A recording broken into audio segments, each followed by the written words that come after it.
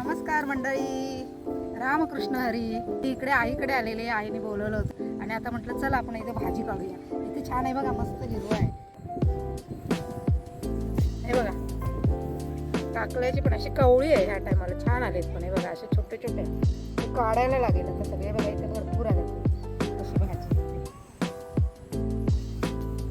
गाई चरायला आल्या तिथे.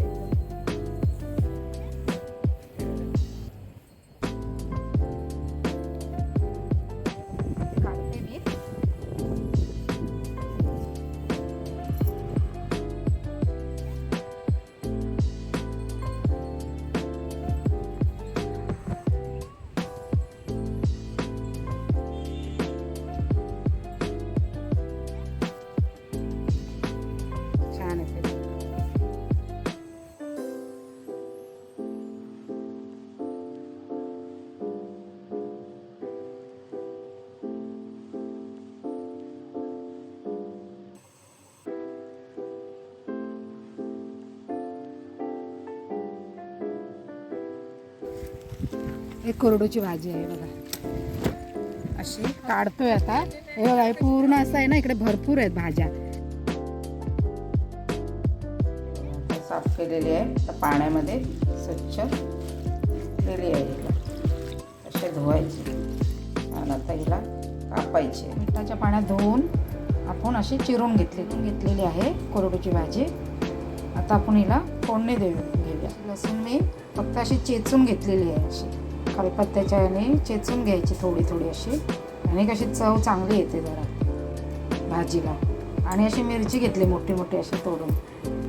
कसं कोणाला मिरची आवडते भाजीतली, कोणाला नाही आवडत, त्याच्यामुळे मी अशी घेतली मिरची. आणि अशी लसूण भरपूर घ्यायची, लसूण अशी आणि अशी चेचून घ्यायची, बारीक नाही करायची जास्त.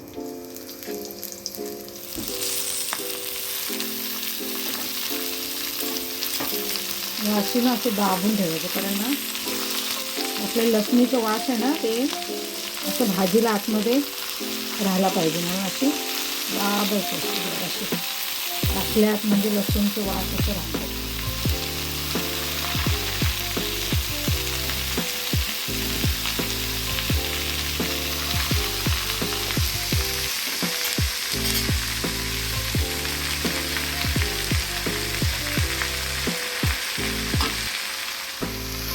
सुंदर असं लसणीचा वास येतो, छान मस्त. गावी आपण कसं दारची भाजी करतो, गावी कसं साधी सिंपल अशी फक्त लसूण आणि मिरची, ते काहीच नाही.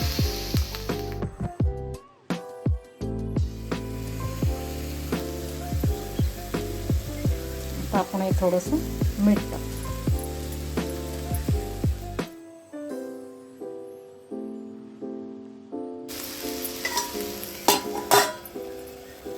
छान भाजी अशी तयार झालेली आहे.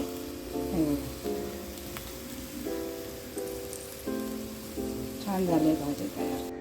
छान अशी सुंदर अशी भाजी कोरडूची केलेली आहे मी मस्तपैकी. दिसायला पण छान आणि चवीला पण छान लागते ही भाजी. श्रावण महिन्यामध्ये कशा आपण अशा रानभाज्या वगैरे येतात ना, वर्षातून एक वेळा येतात, त्या आपण अशा खाल्ल्या पाहिजेत. गावी कशी आपण दारची भाजी करतो तशीच त्या प्रकारे एक साधा सिंपल छान वाटते खायला. नक्की करून बघा या प्रकारे. आवडली तर व्हिडिओला नक्की लाईक करा आणि चॅनलला सबस्क्राईब करा. चला पुन्हा भेटूया.